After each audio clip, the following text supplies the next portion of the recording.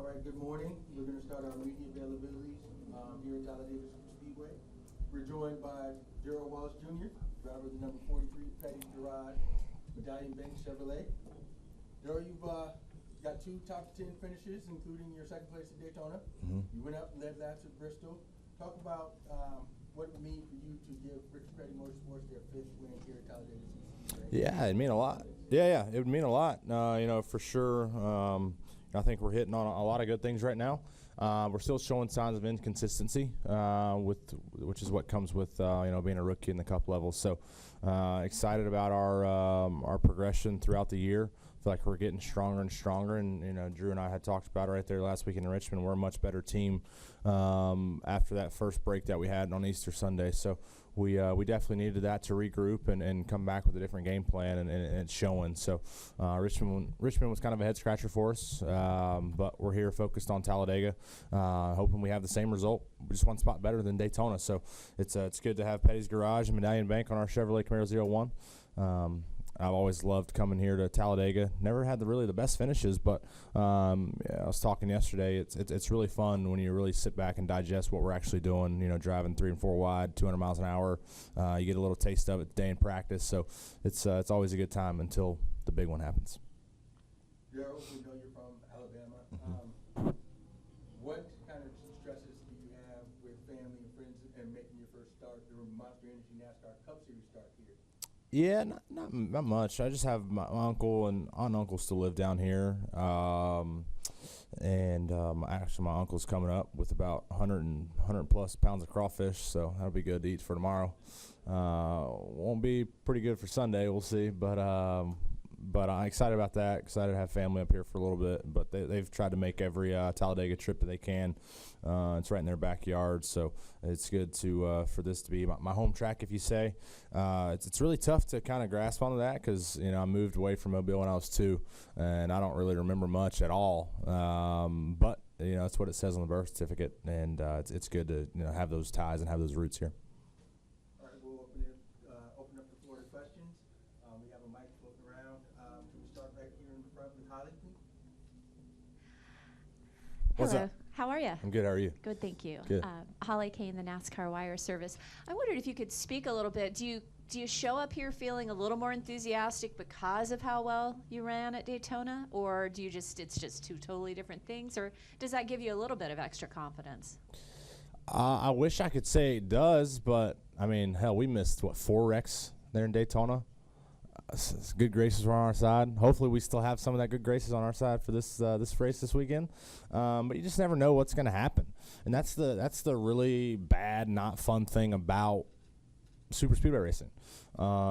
Everything else is fun, but when you're just sitting there riding along, and next thing you know, you're head on in the fence, you're like, well, I don't say sorry because I didn't do anything. I was here. I was gathered up. So that's just the only thing. Is when it's not in your control, you just feel the worst and you just feel helpless. And but I'm excited. I'm pumped up. We're selling our Daytona 500 car, which was really good. It finished second, and we decided to sell it.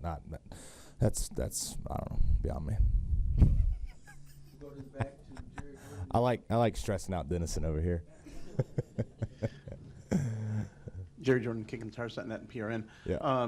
Do you expect chaos, or did you expect the chaos that you saw at Daytona? You said you dodged 4 big wrecks. Do you expect the same type of racing here, or you think you can maneuver your way through the field and get back up to the front? Yeah, I think so. I mean, you see, you're not safe anywhere. Look at Daytona. Wrecks happen at the front, the middle, and the back, and we were just, Freddie up top made good calls on where to go, guided me through the wrecks, and that helped out a lot. But I mean, it's really hard to say. It's just you're just trying to bide time, and people just get anxious and ready to jump the gun way too early, and that's when things happen. So, I mean, don't get me wrong. I mean, I might sound like I'm downplaying it bad, but I'm excited to get back in the race car and go back at it again. Just from the experience that we had at Daytona does bring a little bit of confidence.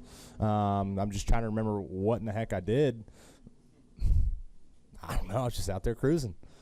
We'll come up front to Bob and then back to Kenny. to Zach and then to Dustin. Bob Pockers, ESPN. Kind of along those lines, does second place in Daytona maybe help bring some kind of positive vibe to you? Because I remember this place may be the place where you had your hardest hit. Yeah, I think it was in the Truck Series. Yeah. I mean, I'm trying not to repeat myself, but yeah, I mean, you look at Daytona, you can't really expect it to go according as smooth as that went, although that wasn't smooth at all. Man, I was telling local media yesterday, like I was watching races on Instagram, little clips would pop up. Some races would have 10 cars at the finish, back to the 2-car tandem draft. That race there, and then there was a race with all 40 cars that were there at the finish too. So you don't know what you're going to get. You don't know who's going to play nice, who's going to rough up some feathers and go from there. But I don't know. I'm just keeping an open mind about it and ready to get on track. Yeah, Zach Albert, NASCAR.com.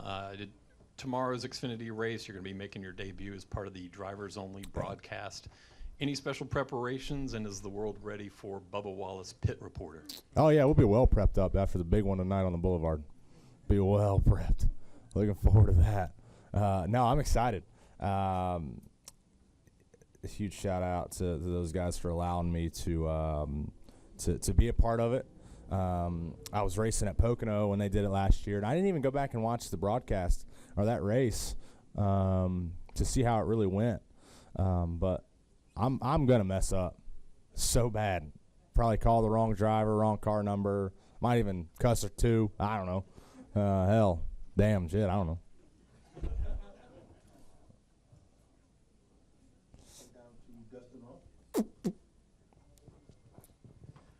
Dustin Long, NBC Sports. Darrell, Ryan Blaney was talking the other day just about the big runs that took place in the Daytona 500. Obviously, that was the first race with the no ride height rule. Yeah. At Daytona, in essence, you guys had essentially a week or several, a number of days to kind of get a little bit adjusted to it, and still created some issues in the 500. Mm-hmm. You haven't been nobody's been racing like that for a few months. Now you come back here, you've got limited practice. What kind of an adjustment is that for the drivers? Because I guess the assumption still that the big runs are going to be there with this package even here. What kind of a challenge is that for you guys, and problems can that present because you haven't been racing that every week just because of the schedule? Yeah, now him and Ricky were the king at turning people, not even getting into them. You're just packing enough air on their left rear and cars would go around. So we'll see how big of a challenge that is. I know we've made some adjustments to our cars to hopefully make us a little bit better in that forefront. But it's tough to say, with the rules package we got going. We're on edge the whole entire time. This is the most, Daytona, just hanging on every move that you made. You were, white knuckle, just trying to complete the pass or complete the run or whatever you had going. So that's all I got there.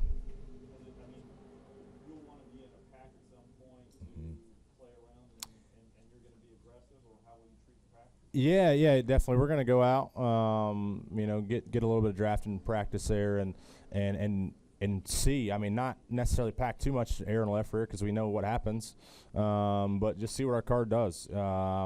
This is a new car for us, and we're a really good push car at Daytona, and a lot of people said that throughout the garage. So we'll see if we have those same characteristics, or if we're better out front this time. So we'll see. It'd be nice to just be out front the whole time, but yeah.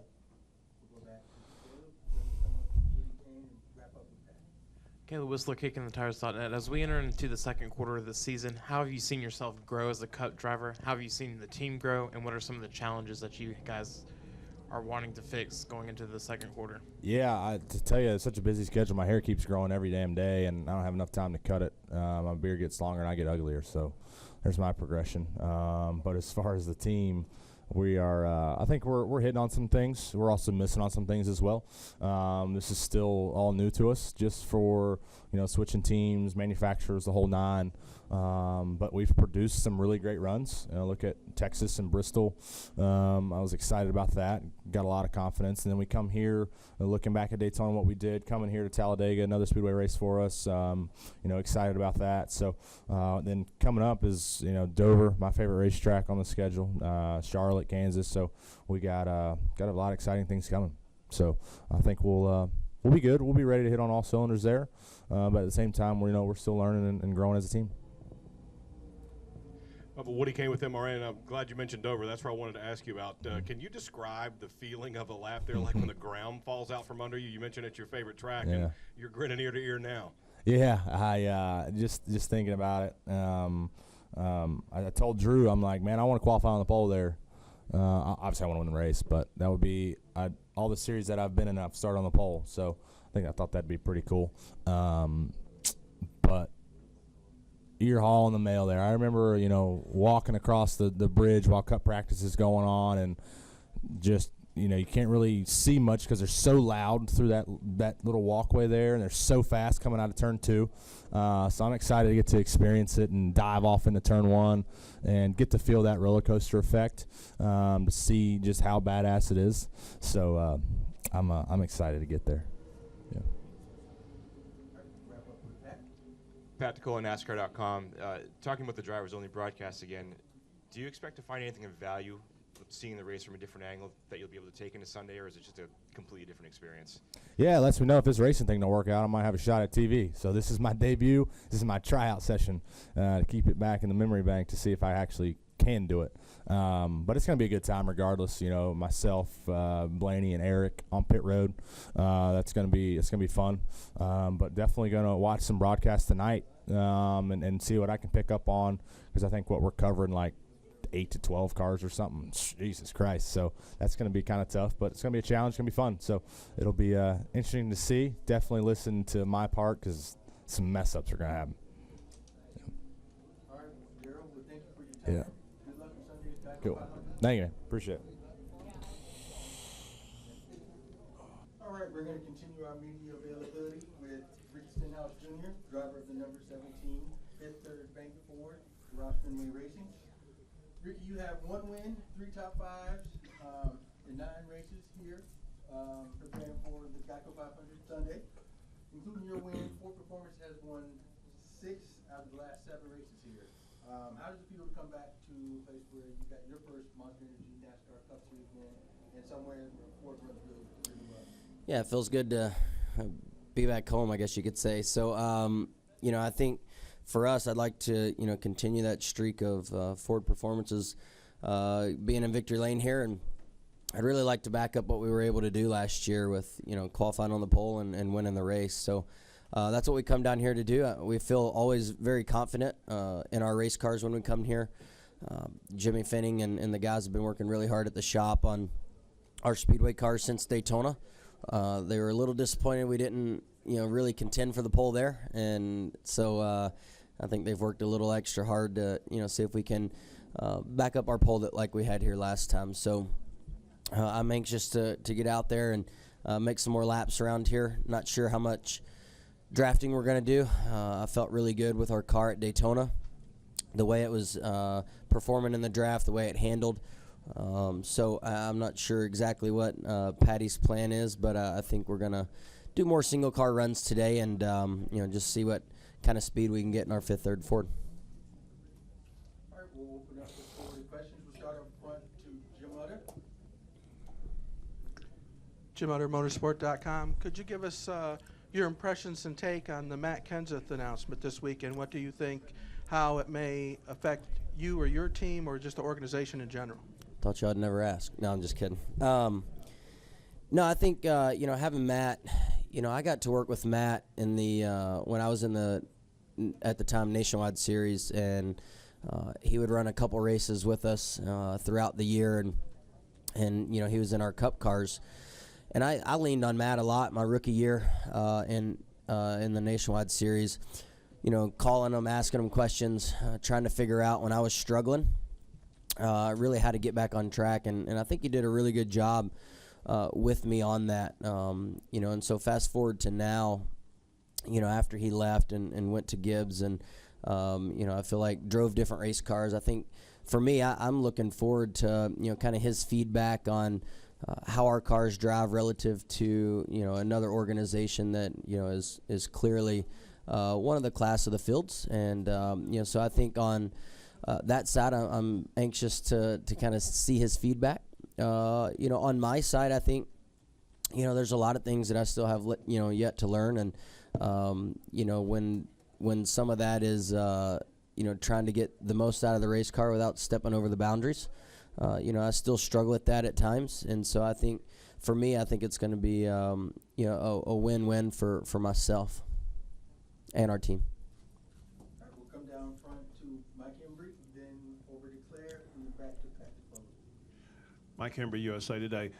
Ricky, do you think with Matt it's going to be more of a working with the driver's situation, or is he going to be sort of in the house saying we should move this here or we should move this guy there, that kind of thing?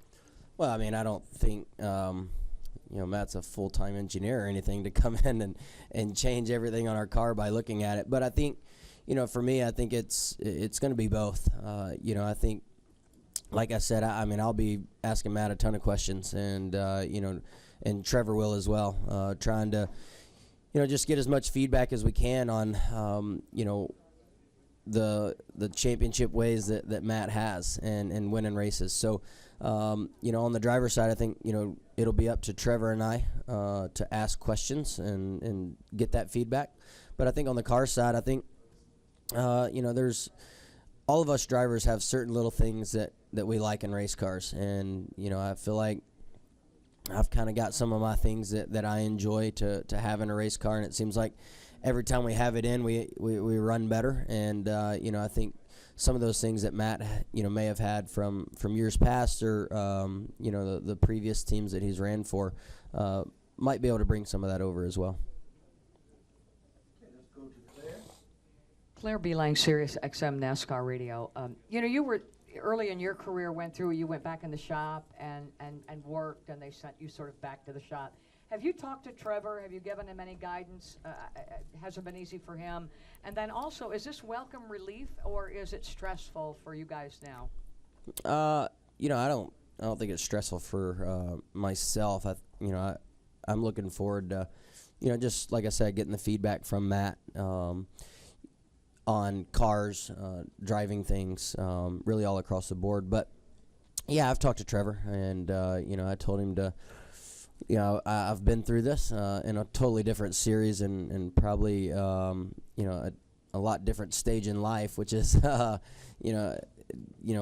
different ways to handle things. But, I told him just to keep his head down, go out and keep running races, prove to everybody that, you got what it takes, and don't really listen to anything, whether it be fans, media, or other teams say, and just do your deal. So that was the feedback that I gave him. Back to Pat, and then come down front to Woody Kane. Pat Ticola, NASCAR.com. You have the driver's broadcast tomorrow.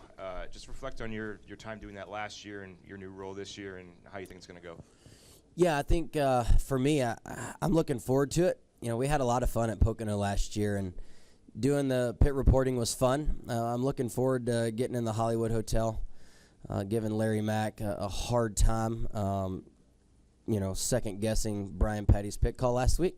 So that'll be fun. Him and Gordon were bashing him until it worked out. So I'll have some fun with that. We'll come up front to Woody Kane, and then back to Jerry Jordan. Ricky, Woody Kane with MRN. You had a really good, solid run at Dover, and I'm curious, looking ahead at Bristol rather, and looking ahead at Dover. Concrete version of that? Is it bigger? Does it drive the same, or is it completely apples and oranges? Tell me how you think it drives. I wish it was identical, but I think, the feel in the race car needs to be about the same. And, we ran really well at the first Dover race, and we blew a right front tire, I believe. And so we're looking forward to getting back there. I feel like we learned a lot at Bristol, in our practice sessions that helped us for that race. A couple things that we tried that we liked in our race car that we hadn't been running at Bristol, and looking forward to hopefully getting that at Dover and see if that helps our performances there as well. All right, back to Jerry Jordan, and then over to Christian Bowler. Jerry Jordan, Kicking the Tires, .net, PRN. Can you give your prediction, so to speak, on whether or not the racing here will be chaotic as it was at Daytona, or do you think that drivers will behave themselves for the most part, or is it just out of their hands? I don't know. I think, for me, a lot of us that right now are, looking at pointing our way in, just say if you don't have a win, those stage points are pretty valuable. And the cars that are, around the 14th to 18th, 19th in points, I would say if you look across the board, don't get as many stage points as, the cars in the top 10, obviously, in points. So, for us, it's a great opportunity to go get stage points. And that's the way I look at it. I want to be in the top 10, trying to lead stages, win stages, and gain as many points as we can. So, and one of the reasons why I like to do that is, you can ride around in the back, don't get any stage points, and then go race at the end, and you'll have the opportunity to race at the end. But if you get caught in a wreck, 10 to go, you're still sitting there with no points. And so, looking back at probably the first Daytona last year, I remember Harvick crashing out after stage 2, but he still had quite a bit more points than some of those cars that rode around and got caught in another wreck. So that was all due to the stage points. So for me, I'm going to be aggressive and try and keep our 5th, 3rd, 4th up front as much as possible, and try to get as many points as possible. I can't speak for everybody else, but I like driving hard and giving fans something good to watch. I think the fans really enjoyed when we were all racing hard at Daytona, and I think they get pretty frustrated when we get in single file. If you're the leader, you don't mind the single file, but I think for the most part, I'd like for everybody to race all day long. Christian Coley, frontstretch.com. Ricky, you and Trevor really spent a lot of time together in the Xfinity Series as you moved up to Cup. With Trevor Bain's future kind of at a blur, would you like to see Trevor step back down to the Xfinity Series and help the younger drivers like Chase Briscoe and Austin Cindric and help them get acquainted to the area they're in? I think for Trevor, I want us both to keep performing better than what we are. I don't think, I'm not happy with our performance. I know Trevor's not happy with their performance. So really, I'd just like to see us both elevate our performance throughout the season. No different than like we talked last year within our organization, that we want to continue to get better. We want to we got charts in our shop that we try to mark off goals each and every week. Driver, pit crews, car performances, things like that. So we want to keep elevating that. As far as helping our Xfinity guys, that's something I've been asking for. But they got all the races filled up. Trevor and I over the last probably 3 years have been asking to run some Xfinity cars, and we really haven't had the opportunity. I got to run one, maybe last year, the year before. But since I've been out of the Xfinity Series since 2012, I've only ran 2 races. So I'm kind of bummed about that. I wish, especially before they limited the amount of races that you could run, I wanted to run really both of them full time, but just wasn't ever able to. But it would be nice to go down and help the Xfinity guys, see if we could get that program going a little bit better as well. Let's go back to Steve and then come up front to Holly King.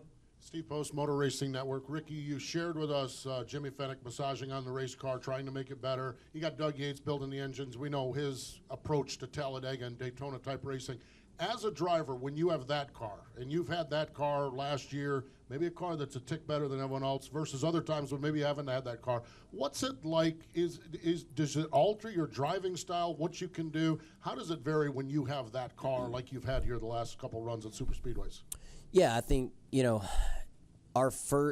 spring race last year, I felt obviously when we qualified on the pole by a decent amount, I felt like, hey, we got a car that is pretty special, and you want to capitalize with that. We came back in the fall, didn't quite have the exact speed that we had in the spring race, but we still had a really good car. But you got to work a little bit harder, to stay up front make passes, things like that. So, it's just being able to do things different, throughout the race when you have a car that has that kind of speed in it. And I know the guys are hoping that we got that kind of speed in it again. All right, let's go Holly Kane, then over to Jim Utter, and then we'll wrap with Kenny Bruce. Holly Kane, NASCAR Wire Service. My question is kind of along those same lines, but getting the 2 victories last year, does that give you kind of an extra boost of confidence that you really like this style of racing and you know how to get it done? Some people come here and they will just flat out say, I don't like it. They typically haven't done well. But, I mean, could you just talk about having that confidence? And Yeah, I mean, after Daytona, I didn't like it. We crashed out. So, these races, when I first got to Roush Fenway back in 2000. Well, the first time I ran for Jack was 2008 in the ARCA car at Daytona, and we crashed. And he's like, these are going to be a love-hate relationship. You're going to love it, you're going to hate it. And I think all of us drivers are that way. And you go up and down, and I feel like for us, we've been able to get probably better finishes than crashing out more races. So I feel like I'm on the love it side right now. I think it can quickly turn to crashing out 3 of them in a row, and then you're kind of back bummed about it. So right now I do think coming into a race like Talladega, kind of with a thought process of, hey, I really enjoy this place. I want to I want to run well, I want to win, and I feel like I can. And kind of keeping an open mind about it definitely helps the race go a little bit better. All right, let's go to Jim Utter, and then we'll close with Kenny Bruce. Jim Utter, motorsport.com. Following up on the performance, your last 2 weeks have probably been, outside the mechanical failure at the end of the Texas race, your best this season. Do you feel like you guys had turned a corner or found something, or is it more circumstances surrounding those particular tracks? I think a little bit of both. I look back at, Brian and I were looking back at, our performances last year at Texas, Bristol, Richmond, and, I think our finish was better at Richmond, but our green flag average was about the same. Look at Texas, our green flag average was the same as last year, and then Bristol, we were a little bit better than we were last year. I mean, no doubt they're good racetracks for us, and I feel like our cars perform better at for some reason those racetracks right now. But I think I look back at last year and I'm like, man, I got better finishes out of Richmond and in Texas, and I want to be able to cap those races off. Our good tracks, we got to cap those races off with good finishes. So I think we're definitely learning with our cars, and definitely I think we're in a better spot right now than where we were going to Las Vegas, and so that's a positive. Every time I show up to the racetrack, I feel like our cars are getting better, and we're trending in the right direction. I just got to not make as many mistakes so that we can get those finishes that I feel like the team deserves. Kenny Bruce, KennyBruce.net. Ricky, you mentioned a few minutes ago the fans' perception of what you guys are doing out there and whether they like it or don't like it. How aware of that are you from week to week, and why personally is that their perception of what you guys are doing? Why is that important to you?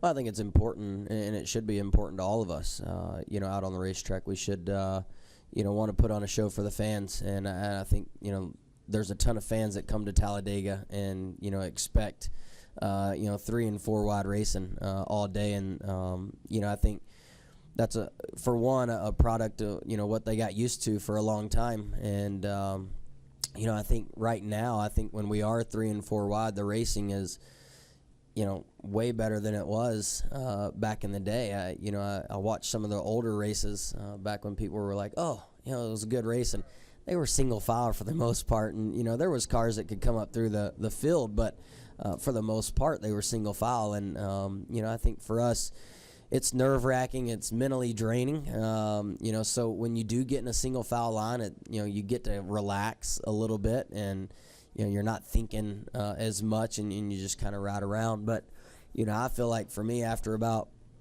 5 or 6 laps of running around here single file at Talladega, I'm like, man, the fans, got to be getting kind of bummed about it. I look at Bristol. I thought the race was, spectacular, and I thought the two grooves that we had at Bristol, especially on the longer runs, being able to run the top and run the bottom and move people up off the bottom, short on the short runs.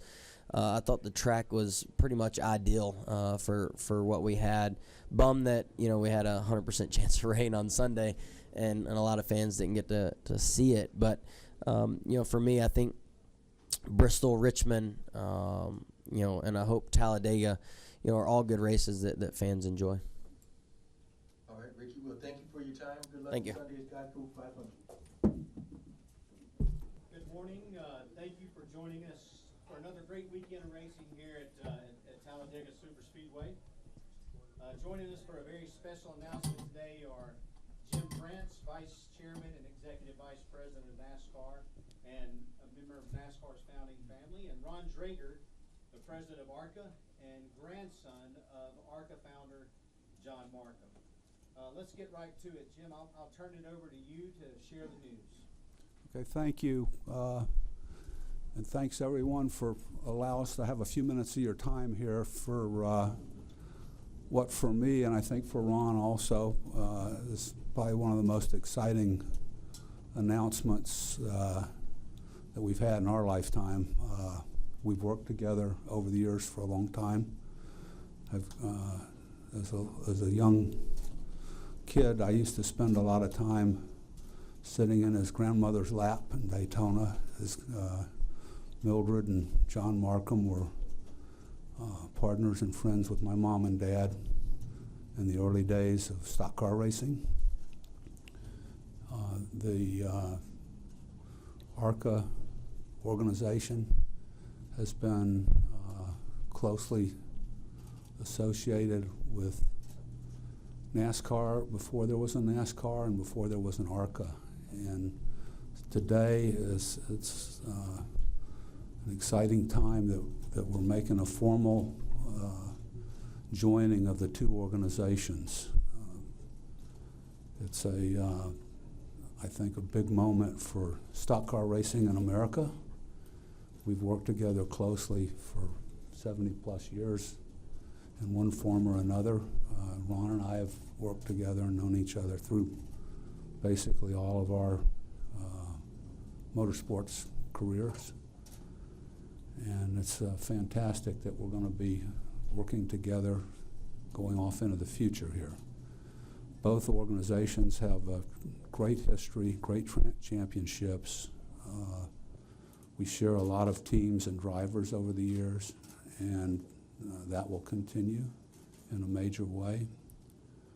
We have the opportunity of, and a lot of people may not realize this, but Ron and ARCA have been at the forefront of some of the development of trying to bring some efficiencies and cost savings for motorsports teams, stock car teams in America. And NASCAR's got a similar effort going. Ron has been a leader in that area. It really allows both companies to go forward working together to try and improve the economics for our teams in our series. So I'll turn this over to Ron here in a second. First of all, this is a wonderful moment. It is a great moment. And Ron? Ron, Jim mentioned the shared history between your family and the French family. Tell us a little more about that from your perspective. Well, you have to go back, in the 40s, the Markham and France family predates NASCAR, predates ARCA. And in professional motorsports, I don't know that there's any longer tenure looking back over all these years. And for us to have had a working relationship that wasn't a legal document, but was a handshake for 67 years, I think speaks volumes about NASCAR and their integrity. We've been blessed to be able to carve our little sport, our spot in the sport and our industry position.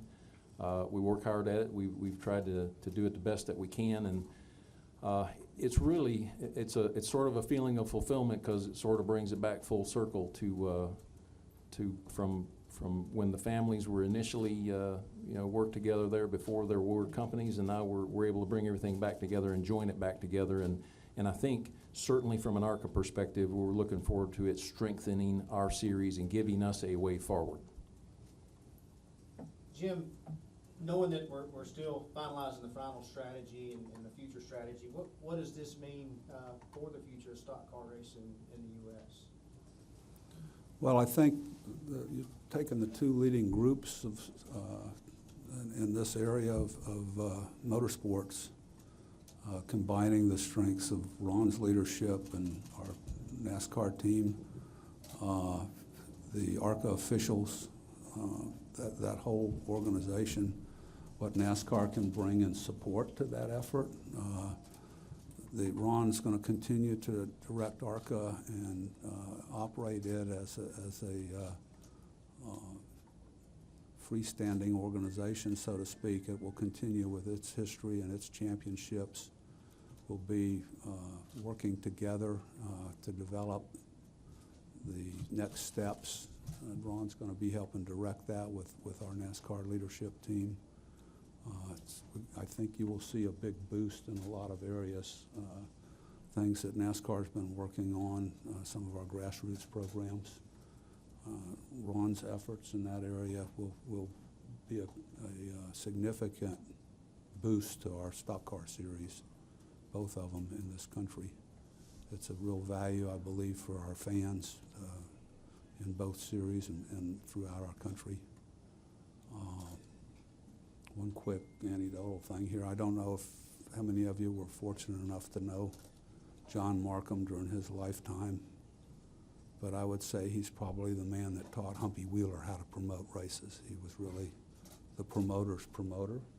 I still have some silver dollars that he gave us when he'd come to Daytona every year. So having what he started and built joined with what we're doing is a big moment. And Ron has, as I said, he doesn't get a lot of credit for things, I think, but he's been a leader in bringing some cost savings into motorsports. And you can, I believe, talk to most of the ARCA team owners in paddock that would tell you the same thing. So it's an important step in our future going forward. Yes, sir. Ron, what can fans expect to see in the immediate future? So 2018 is pretty well set, and we're building 2019 as we speak. So from an ARCA perspective, the ARCA Racing Series presented by Menards, what you see today is what you're going to see tomorrow. We're always working on it. We're sanding and polishing, trying to make it better, trying to make it stronger, and that's a big part of us joining NASCAR is our ability to make our product the best that it can and strengthen it and just bring it together. I mean, I think the industry is stronger together than individually. We'll take a few questions now. If you'll raise your hand, we'll get a microphone to you. State your name and affiliation. We will start right here with Bob Hockers. Bob Hockers, ESPN. Jim, there have been a lot of rumors about NASCAR selling or looking for investor when you buy things and you're doing a lot of consolidation of roles. Those rumors are just going to increase. Can you address that? Does this purchase make you guys any more eligible for or more likely to be sold? Or where do you see this series in your kind of portfolio? Well, the NASCAR's and our business is racing, and that's what we're investing in. We've done it all of our lives, and we're going to continue to do it. And the relationship with ARCA is just a continuation of that. We've been involved in sports car racing all of our lives. Also, we were able to reunite the sports car series and build that, and that's the goal here. We're going to go to the back left over here to Jerry, and then to Rick Mender. Jerry Jordan, KickingTheTires.net and PRN. The press release talks about through 2019, but what is the grand future for the two series? With ARCA's going to continue doing what it's doing through that. What will this mean for the combined, maybe the K&N series or ARCA going forward after that date? Well, I think 2020 and beyond is still a work in progress, and those are conversations we're certainly going to have.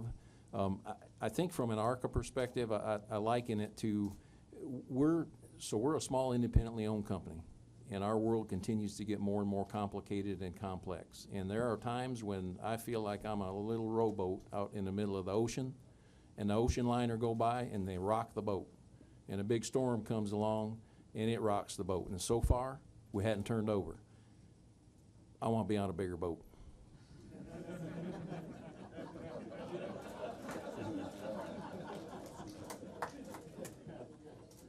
We're going to go over here to the right side to Rick Minner. Rick Minner, my question's about the schedule going forward after next year. Does ARCA anticipate going to the same racetracks you go to now, or is there a possibility to like pair you with K&N races or even sports car races that NASCAR already runs? Yeah, thanks, Rick, because now I get to say we're Salem Speedway in Indiana and Toledo Speedway in Ohio, and the DuQuoin and Springfield Mile Dirts are part of ARCA's history and tradition, and our intention is not to leave that. Our intention is to hold on to that and grab it. And so it's the second question about K&N. We have a great deal of respect for what goes on in the K&N East and West, and there are quality race teams and drivers and race cars, and our race cars are pretty closely aligned right now. So we certainly see a way forward to work together. And again, just try to build, let's coordinate our efforts as opposed to everybody off sort of doing what they do on their own. Let's bring this together and try to coordinate it, and that we feel like can make it stronger.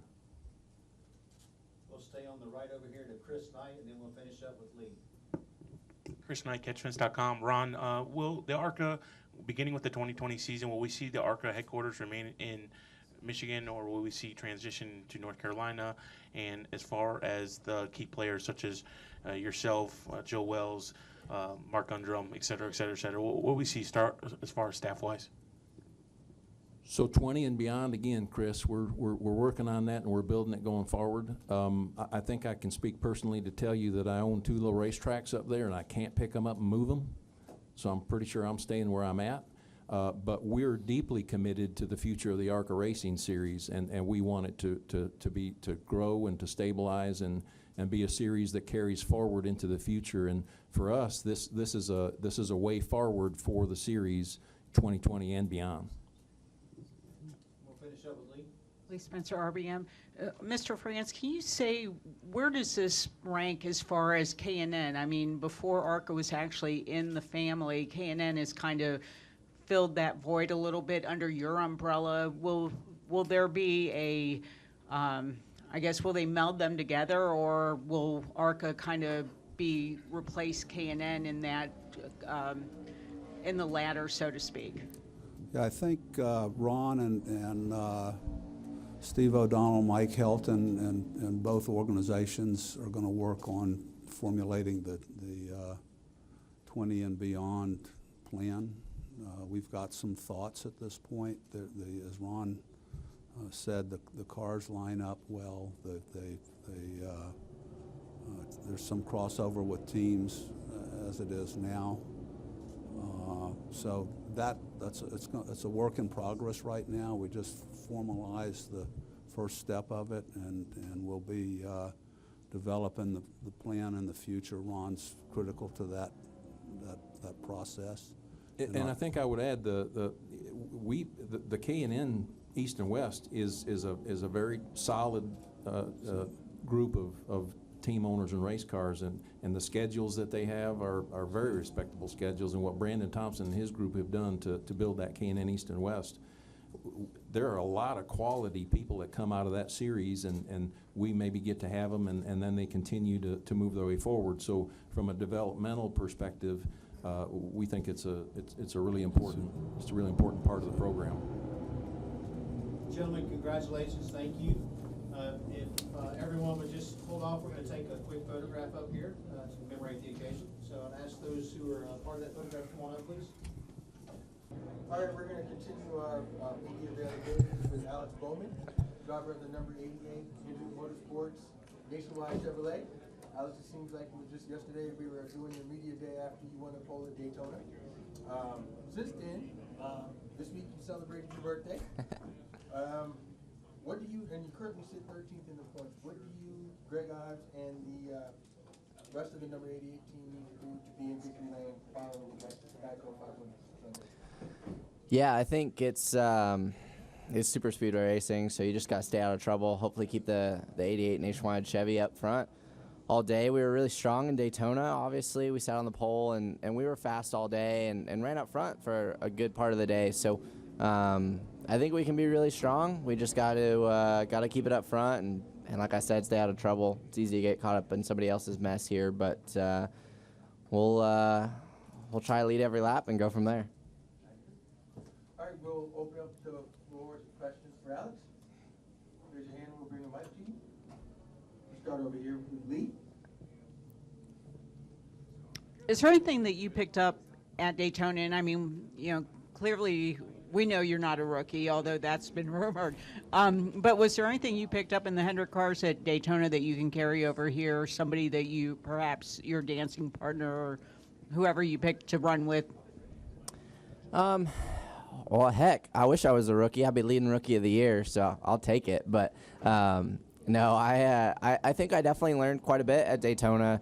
I hadn't speedway raced in quite a while at that point, and obviously the rules package changed, so I feel like everybody was really in a learning process throughout Speed Weeks and the 500, and obviously we didn't really race in the duel. We kind of hung out, so the 500 was a good learning day for us. Our car handled really well and had a lot of speed, which we felt would be a bigger compromise than maybe it was. So, I thought it was a really good day for us. I don't think there's anything in particular that I can really tell you that I learned or didn't learn, but kind of just learning how the cars react to different situations and stuff like that was good. Alex, you are involved with Paul for Racing. That deadline is coming up April 30th. Talk a little bit about that promotion and what a lucky fan may win. Yeah, so that's pretty cool. Pause in Racing. We're going to have one lucky fan win a trip to Richmond, and they're going to get to hang out with Dale and I before the race, as well as have their pet on the back of the 88 car for that race. So that's going to be really cool. We had Finn on the back of the car, my dog in Texas, which was a cool surprise to me from Nationwide. So it's going to be really cool for a lucky fan, and hopefully be really fun for them. Additional questions for Alex? You guys are really boring today. I mean, come on. Let's go right here to Dustin Long, and then we'll go back to Kelly Crandall and Jerry Jordan. Dustin Long, NBC Sports. Alex, at Daytona, it was new for everybody because of the no ride height rule. Everybody had essentially a week to get ready for that, and still there were issues with the big runs and getting the handling right, and we saw what happened in terms of accidents. Here, teams are going to have 2 sessions, and there's not probably going to be a whole lot of drafting. What kind of challenge is it for the drivers to get used to these apparently bigger runs than what most people were expecting at Daytona, and be able to adjust when you haven't been racing like this for the last 2.5 months? I think it's going to be similar to Daytona. Talladega typically has a little more handling in the track than Daytona does, so hopefully that'll be a positive for some. But I think you'll see a very similar race to the 500. Probably a lot of accidents, and then people will get sick of wrecking and get single file up against the wall, and then it'll get crazy again at the end. I mean, that's kind of how the speedway races tend to work. Talladega is unique in that when they paved the tri-oval, somebody messed up, and there's a big old seam that's like crooked in the middle of the tri-oval and gets cars moving around. So that might be a action point for the race, but it's hard to say. But I really think it'll be a similar race to the 500. How much are you interested in, at Daytona we saw get under the left quarter panel, and that turned guys pretty quickly. How much will you be concerned about that this week? Yeah, it's still going to do the same thing. We're with the way these race cars are and the rules and everything, it's kind of a box. You have what you have, really, and there's some things you can do to try to help your car with that, but not very many. So it's just going to be part of it, and everybody saw what happened at Daytona and knows how they need to protect that left rear quarter panel. So I think you'll see guys pretty aggressively blocking to protect that protect having somebody on your left rear, and that's just going to cause more accidents too. So that's just super speedway racing, and it's part of why it puts on such a great show for the fans. All right, we'll go back to Kelly and then Jerry. Kelly Crandall, Racer.com. Alex, Hendrick Motorsports is on the verge of its 250th Cup Series win. What kind of a milestone like that say about the organization? They've obviously been here a long time. You've worked with them now for a couple years. What does that say to you? Yeah, it's awesome. It's we need to get to that 250th sooner rather than later, but it just speaks volumes for Hendrick Motorsports and the powerhouse that it is and has been for so long. So, I think when we figure these new Camaros, the L1s out, we will get that 250th and surpass it and keep going. And it's just an honor to be part of such a great race team. Jerry Jordan, KickingTheTires.net and PRN. You've raced here 5 times, I believe, previously. You know how to get around. Obviously, you've had some bad luck, 3 accidents and 2 finishes, but they were all in the 30s. Do you think that it's the chaos here is a problem as far as finishing the race, or do you think you can maneuver your way, knowing what you know and running the simulators and things like that? Have you learned enough in being in good equipment for basically only the second time to get to the front? Yeah, I mean, I would say super speedway racing is really luck of the draw as far as finishing one or not finishing one. It's really easy to put yourself in all the right situations and not make any mistakes, and somebody just crash in front of you and you can't go anywhere. So it's really a lot of luck of the draw. Last time here, I think we were running top 5 somewhere and got spun out there towards the end. But it's really a lot of luck of the draw. So just have to wait and see. I think having a faster race car and being in front of more of those accidents is definitely a positive, though. I think everybody's aggressive, but at the same time, if we all single file out and run up against the wall for 490 miles and then race hard for the last 4 laps, nobody's going to be pumped up about that. So everybody wants to lead and run up front, and that's what race car drivers are here to do. We're not going to just ride around and get to the end of the race. We'll come up right here, and then we'll go back to Christian Foley and wrap up with Gillette. Chris Rankel, WIT in Birmingham. Your car and that number have a lot of history here. Do you feel kind of more support when people look at you and see the past? And does that add a little bit of pressure racing? I wouldn't say it adds any pressure. Just really happy to be here driving the 88 car. It's a special place for this car for sure.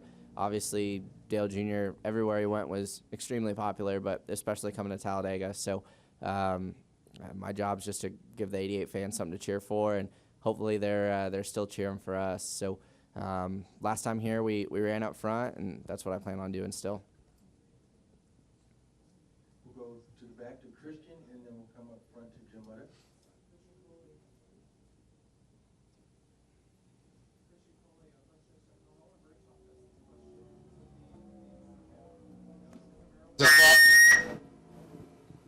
The nose of the Camaro was a problem at Daytona. Has Chevrolet done anything to fix that?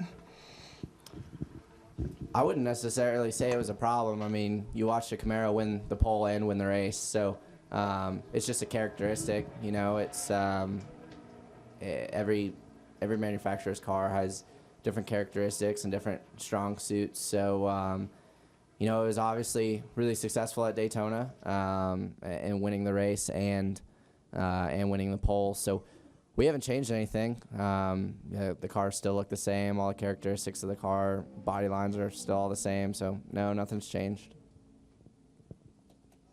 All right, we'll come up here to Jim Letter. JimMutterMotorsport.com. Alex, can you kind of describe a little bit what the mood has been like at Hendrick the last few weeks? Is there a sense that things are turning a corner, that things are better? Even last week when Chase seemed to be in contention at the end of the race, he kind of paled his expectations a little bit, saying that, I still need to be realistic about where we are as a company. I just wondered what your thoughts were. We all want to win races and be successful every week. there's been a lot made of how we kind of started the year and how we've been running. I think there's a lot of people talking about it externally. Internally, we've all got our heads down, just focused on getting better. Nobody's upset or getting too excited about anything. You know, we're just trying to consistently get better and make smart decisions with the race team to improve each and every week, which is something that I think we've done. We had the 88 car in particular had a very rough week in Richmond. We did not have a good race, but our teammates ran pretty strong, which was a positive. We had a great test in Michigan this week. We were really fast. So I think you know, we're continuing to make progress each and every week and learn our race cars. Chase Elliott's even going to give me spelling lessons. So we're making progress on all sorts of things.